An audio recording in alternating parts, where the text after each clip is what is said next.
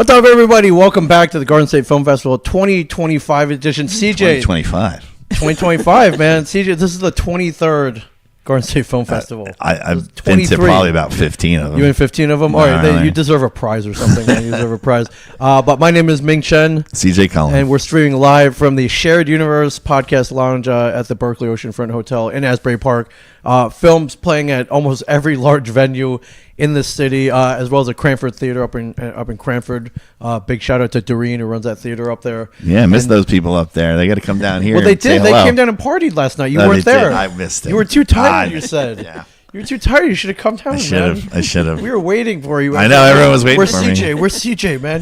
He's missing out on this. I got a lot of messages. They said, "What are you doing?" Yeah, so it's don't miss out. It's called real work. I know, but don't miss out. This is one of the coolest weekends of the year. Yeah. And my favorite part about this whole weekend is meeting the filmmakers. And we have a very talented, very amazing filmmaker. To my left, can you please introduce yourself? Hi, my name is Dee Dee Fellman. My film is Take Good Care, and we're at Asbury Lanes today at 3. All right. Did you just come in last night? Fly in? Sort of. Yeah, no. I came in at the very last minute for the Thursday night intro. Okay. So my flight was late. Okay. And but you made dashed. it. You made it to the Meet the Filmmakers. I did. Which it's kind of a kickoff event, and it's kind of laid back, but. To me, I always try to make that as well. I had to come late as well. It was a Thursday night, but I made it just in time like you did. And it's one of the more fun events. Yeah, it was super fun. Because everyone's just kind of like... all filmmakers, that's why. Yeah, it's literally hang out, meet all the filmmakers. They all come out, and then near the end, they roll trailers for most of the films. And then you say, I want to go see that. I want to see that. Yeah, and they tell you which blocks are in. So I saw a lot of cool trailers. I was making a list. I was like, I want to see that. I want to see that one. There's one called The Creep at the end of the bar or something like that. And I was like, oh, which was cool. And then we saw the actor who plays the creep. We're like, oh, there's the creep. Did he look like a creep? Right he's cleaned up. Was he creeping at the end of the bar that night? Not that night. I think we're going to talk to him later. I think their film's coming in here, so we'll talk to him about that. Yeah. But can you please tell us about Take Good Care, your project? Oh, okay. So it's a grounded sci-fi dramedy, and it takes place in a world in which after the age of 65, you're asked to depart, i.e. die. Yes. But a very stubborn older female scientist, decides that she doesn't want to. The only problem is she has to talk her long neglected daughter into taking good care of her. Wow. Okay. This is that's awesome. What inspired all this? Well, there's kind of dual inspirations. One is just, the fact that we're living so much longer. Yeah. So, I was talking about somebody about this, and I was saying, we're supposed to retire at the age of 65, but you could actually, if science proves to be correct, you could only be midpoint through your life. Yeah.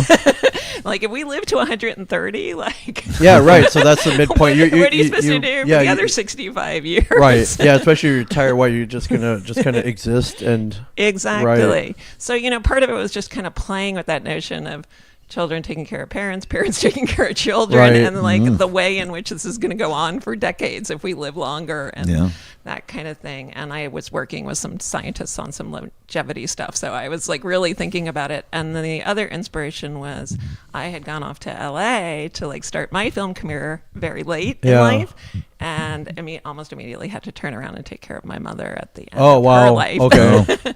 So I had some experience with the sort of the difficulty of caretaking and the joy of being there for someone, and and so you mentioned grounded sci-fi.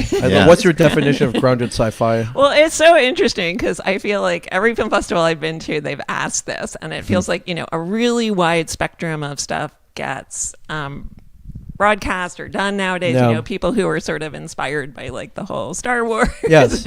Versus I would say I'm more in the Severance camp. Okay. Yeah. Oh yeah. That's which is filmed here. Yeah. We're literally 20 minutes from there. You could really go to the Lumon Corporation and you could be there. His other podcast the Bell Labs, part of the Labs building. Yep. Yeah. We actually we have a podcast studio in there. Right there. So you're kidding. Pretty much part of the office, right? Yeah. One day we came in, my windows were covered. I'm like, what's going on? I was like, they're filming today. So I'm like, thanks. Oh my gosh, thanks, guys. So we got turned in. Yeah. I had to stay off the severed floor that day, I guess. So I don't know. Maybe I did. Does anything happen if you get on the elevator? I can't. I couldn't tell you because I couldn't. I wouldn't be able to remember. Can you tell me about the goats? I cannot tell. Yeah, I know nothing about the goats. Is there anything else that inspired you other than that kind of show for the grounded part?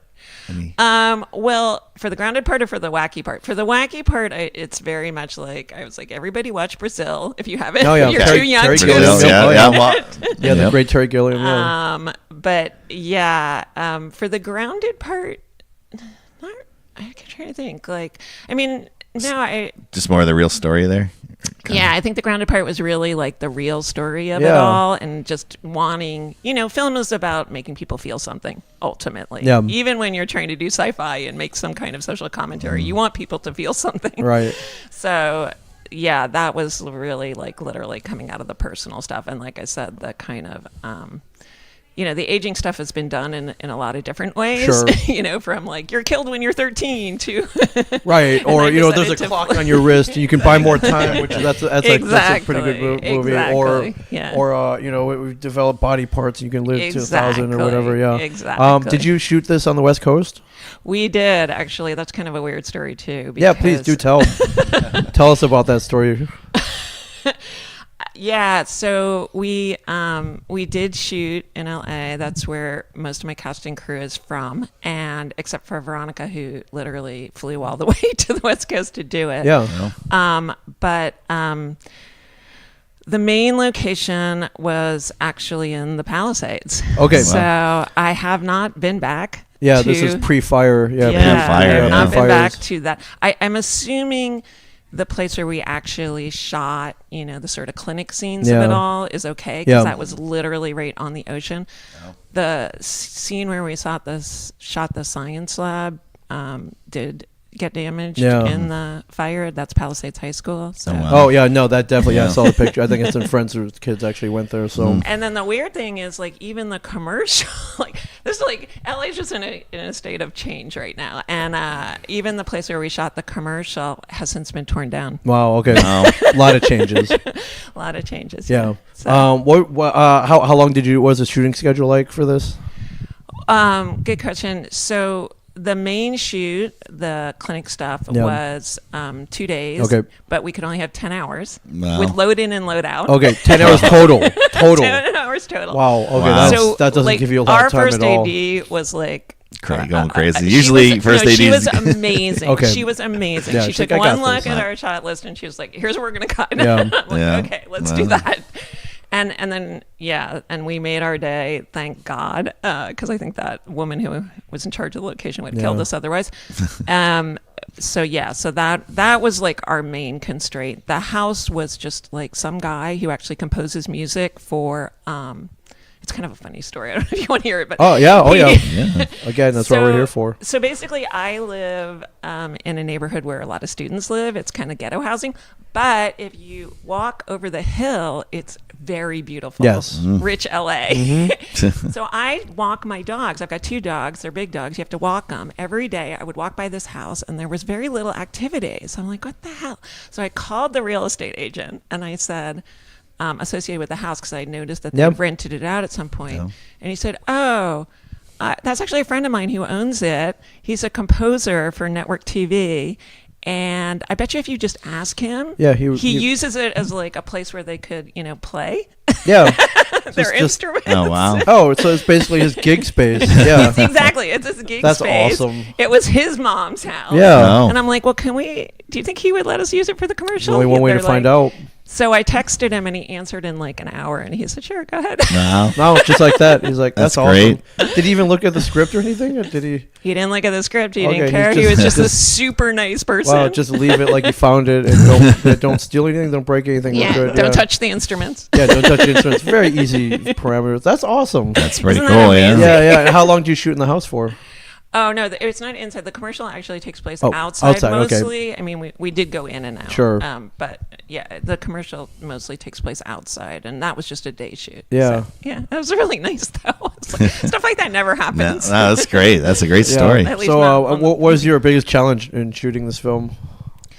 The biggest challenge actually was the sci-fi of it all. Because as I'm sure you know, you're shooting on a budget. You're trying to make it like looks like, one of the joys of doing sci-fi is you get to world build, but how do you do that on a limited budget? Right. Yeah, you can't have things blowing up and lasers and whatever like futuristic battle. Practical or like are you doing any practical stuff, practical effects? Yeah, so that was actually the big fun of it. So I unfortunately, and I know this is my fault, I should learn Unreal Engine, I should learn VFX, but right, maybe I will. They have people who do that as well. So if you want to just concentrate, I like that. I like editing and doing the effects, but practical is awesome. Yeah. It was so awesome. So the two things that were really kind of the most fun. Well, the chairs were really fun because like we've got this great shot of like chairs that we had kind of done up with lights and stuff. Yeah. But then the other really fun parts where we have a kind of like her IV gets ripped out, and we had to do like the kind of like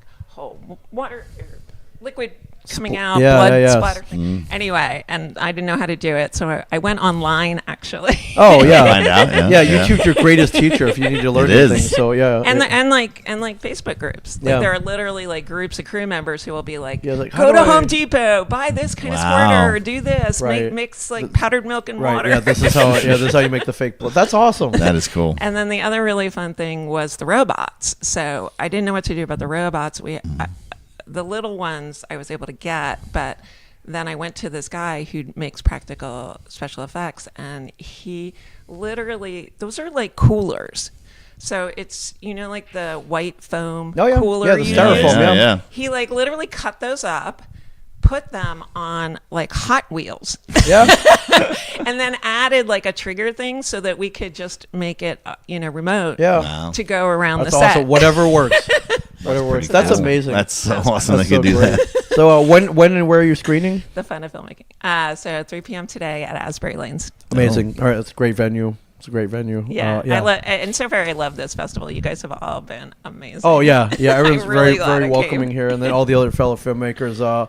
They've been through, probably looking up blood spatter on YouTube or something similar. Always. They've been, trying to stretch their budget. So, we all know what you guys have gone through, and we love hearing the stories and comparing and making friends with each other. Or maybe even giving each other advice, like, instead of powdered milk, try the corn syrup or whatever to make the fake blood or whatever. But I think there were so many restrictions at this location. Oh, sure. Like we had, so that was like a big part of it.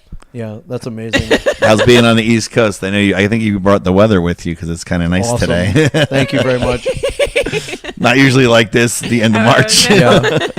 Yeah. Wow. Is this your first time at Garden State?